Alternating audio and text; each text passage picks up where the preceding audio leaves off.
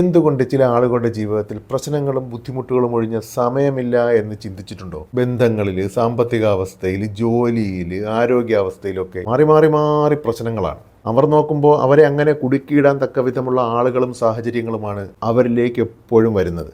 അവർ ഇനി അത്തരം സാഹചര്യങ്ങളെയും വ്യക്തികളെയും ഒക്കെ പഴിചാരുന്നതിന് മുമ്പ് സ്വന്തം കാഴ്ചപ്പാടൊന്ന് മാറ്റിയാൽ അതിൽ നിന്ന് എളുപ്പം മോചിതമാകാൻ കഴിയുമെന്നുള്ളതാണ്.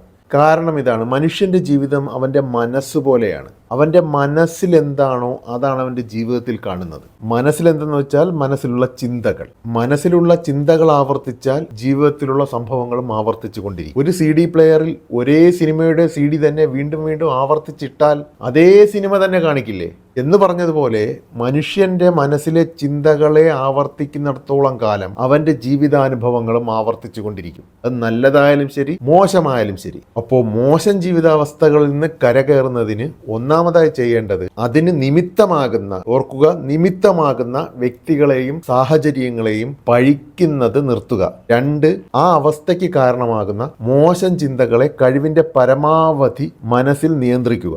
3, ഇനി നല്ല ശാന്തമായ ഒരു ജീവിതം നയിക്കുന്നതിൻ്റെ ചിന്തകൾ മാത്രം മനസ്സിലൂടെ കരുതിക്കൂട്ടി കടത്തിവിടുവാൻ ശ്രദ്ധിക്കുക. ഒരു സംശയവും വേണ്ട, ആ അവസ്ഥയിൽ നിന്ന് കരകയറാനുള്ള മാർഗങ്ങൾ തെളിയുക തന്നെ ചെയ്യും.